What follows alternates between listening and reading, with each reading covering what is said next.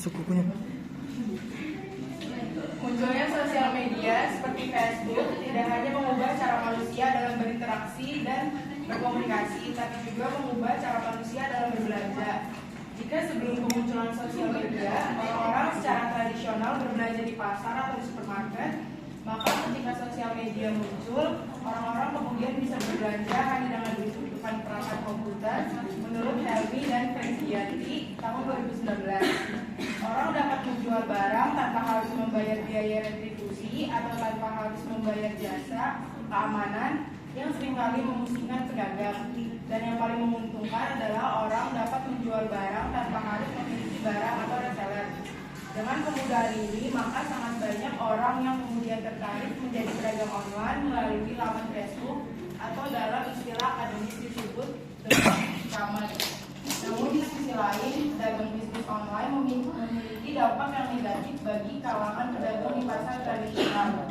Memang untuk belanja kebutuhan sehari-hari, masyarakat lebih memilih belanja ke pasar karena adanya jaminan kesegaran produk. Namun terhadap produk-produk yang sifatnya sekunder seperti pakaian, pedagang mengeluhkan menurunnya angka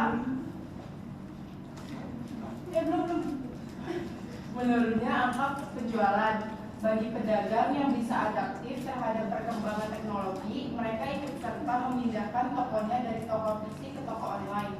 Akan tetapi bagi pedagang yang sudah tidak bisa adaptif dengan teknologi, maka akan semakin ditinggalkan oleh konsumen. Rumusan masalah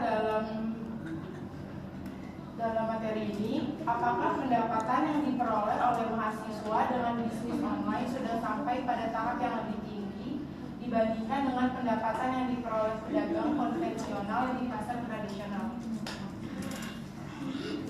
Metode penelitian yang digunakan dalam jurnal ini adalah jenis penelitian yang digunakan yaitu statistical scientific dan desain penelitiannya adalah menggunakan metode kuantitatif. Pengambilan sampel pada proporsi sampling yaitu teknik pengambilan sampel yang berdasarkan pada kriteria tertentu. Sampel dalam penelitian ini adalah para pedagang pakaian di pasar Lekesi dan mahasiswa IAIN Parepare yang menggunakan bisnis online dengan jumlah responden keseluruhannya adalah 30 responden dengan karakteristik sampel yang telah ditentukan meliputi 30 pedagang di pasar konvensional dan 30 mahasiswa yang berbisnis online. Teknik pengumpulan data dengan menggunakan questionnaire terkait pendapatan pedagang di pasar Lekesi maupun pendapatan mahasiswa IAIN Parepare yang menggunakan bisnis online, di mana tujuan utama yang harus dicapai adalah menganalisis ada tidaknya perbandingan pendapatan di pasar dan pendapatan bisnis online. Baik, dari yang sudah diteliti, maka didapatkan estimasi pendapatan tahunan yang diperoleh dalam penelitian ini dengan pendapatan terkecil tahunan sebesar 1.800 per tahun itu yang dimiliki oleh mahasiswa pedagang biasa. Pendapatan tahunan sebesar 300 juta dengan rata-rata pendapatan yang diperoleh sebesar 120.620.000 per tahun. Sementara mahasiswa berbisnis pakaian secara online memiliki pendapatan terkecil sebesar 9.600.000 per tahun. Di samping itu, pendapatan terbesar mereka tahunan yang sebesar 24 juta dengan rata-rata pendapatan yang diperoleh yaitu 18.620.000 per tahun.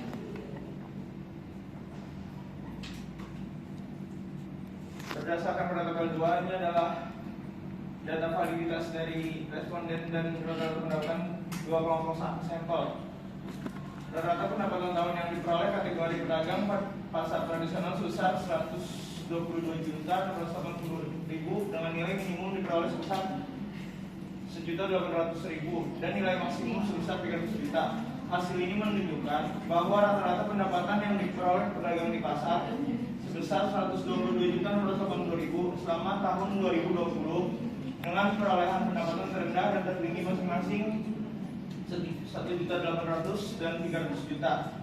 Sementara kategori pedagang online dalam hal ini dilakukan oleh mahasiswa sebesar 18.560.000 dengan nilai terendah dan tertinggi masing-masing 9.600.000 dan 24 juta. Hasil ini berarti rata-rata pendapatan mahasiswa yang berjualan online sebesar 18.560.000 dengan perolehan pendapatan terendah sebesar 9.600.000 dan tertinggi sebesar 24 juta.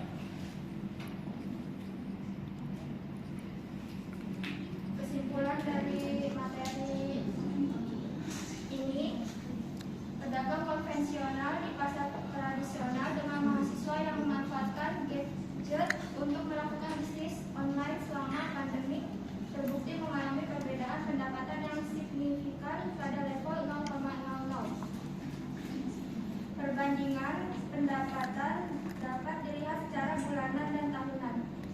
Rata-rata pendapatan yang diperoleh pedagang di pasar sebesar 122.680.000 selama tahun 2020. Sementara mahasiswa yang berjualan online sebesar 18.560.000 selama tahun 2020. Perbandingannya memang signifikan berbeda di mana pendapatan pedagang di pasar lokasi lebih besar daripada mahasiswa. Pada hasil uji beda, nilainya diperoleh 104.500 pada tingkat signifikansi 0,00. Namun, hal ini bukan berarti bahwa pendapatan pedagang di pasar